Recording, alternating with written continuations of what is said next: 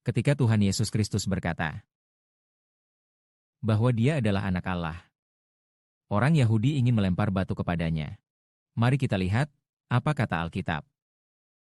Orang Yahudi kembali berniat melempar batu kepadanya. Yesus berkata kepada mereka, "Aku tunjukkan banyak perbuatan baik dari Bapa untuk kalian. Perbuatan baik apa yang membuat kalian mau melempar batu kepadaku?" Orang Yahudi menjawab, "Kami ingin menyerangmu dengan lidah kami. Bukan karena kamu berbuat kebaikan, tetapi karena kamu mengucapkan kata-kata yang menghujat.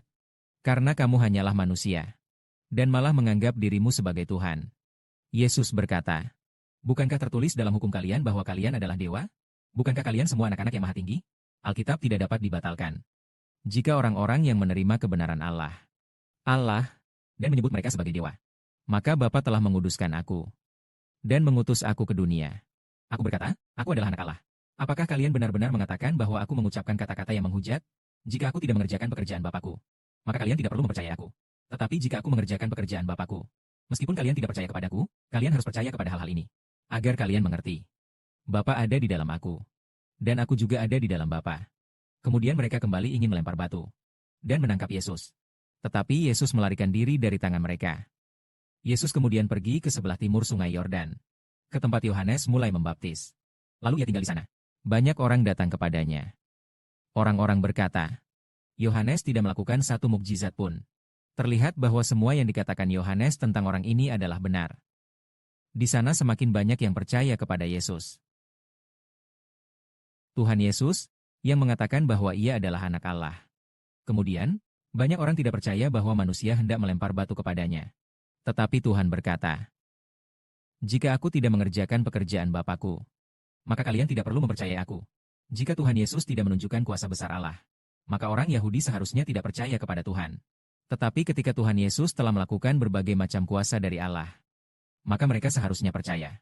Maka dikatakanlah, "Tetapi jika aku melakukan pekerjaan Bapakku, maka walaupun kalian tidak percaya kepadaku, kalian harus percaya kepada hal-hal ini, supaya kalian mengetahui dan mengerti bahwa Bapa ada di dalam aku, dan aku juga ada di dalam Bapa." Saat Tuhan melakukan berbagai mujizat, orang Yahudi seharusnya percaya kepada Roh Bapa benar-benar tinggal di dalam Tuhan. Tuhan sangat bergantung pada Roh Bapa. Lalu ia berkata, "Bapa ada di dalam aku, dan aku juga ada di dalam Bapa." Hanya Roh Kudus Bapa yang ada di dalam Tuhan. Tuhan Yesus sungguh bergantung pada Roh Kudus Bapa. Pernyataan Bapa ada di dalam aku berarti bahwa Roh Kudus Bapa ada di dalam Tuhan. Sedangkan aku ada di dalam Bapa berarti bahwa Tuhan Yesus sangat bergantung pada Roh Kudus Bapa.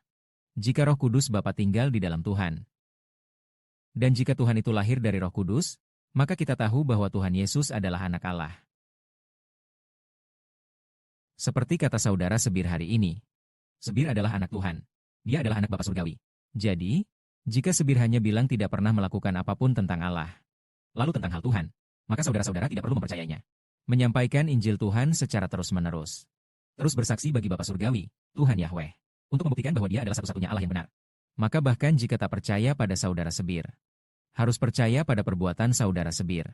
Lihatlah semua perbuatan ini, percayalah, supaya semua anak-anak tahu Bapa dan Tuhan dalam saudara Sebir. Saudara Sebir sangat bergantung pada Roh Kudus Tuhan, serta juga pada Roh kehidupan. Itu adalah kebenaran seperti ini. Jadi Tuhan, apa yang dulu dilakukan oleh saudara Sibo hari ini, juga mengikuti jalan Tuhan langkah demi langkah. Seperti yang dikatakan Ayah, kita adalah bangsa yang memuji. Dia juga berkata, membangun kerajaan Tuhan berarti membangun lagu. Ketika Ayah mengeluarkan perintah seperti ini, kita segera memiliki semakin banyak lagu. Nampaknya di masa depan, akan ada banyak lagu baru yang muncul. Lagu baru akan semakin banyak. Suatu hari nanti mungkin ada ratusan lagu setiap hari. Jadi lagu seperti ini adalah lagu bintang di surga. Jadi pagi ini, saya hitung, berapa banyak lagu yang kita nyanyikan setiap hari? 1 lagu per menit. 1 jam 60 lagu. 1 hari 1440 lagu. 1 hari ada 1440 lagu. Jadi setiap hari ada 1440 lagu. Lagu seperti ini, siang malam ada orang. Orang yang memainkan lagu indah di mezbah emas. 1 shift selesai. Shift berikutnya datang. Shift berikutnya datang langsung setelahnya. Dengan cara ini, Ayah menerima pujian dan kemuliaan. Kerajaan besar ini harus punya banyak lagu seperti itu. Dan banyak sekali orang pencipta lagu. Maka kerajaan ini disebut makmur. Lebih unggul dari semua bangsa dan suku. Amin.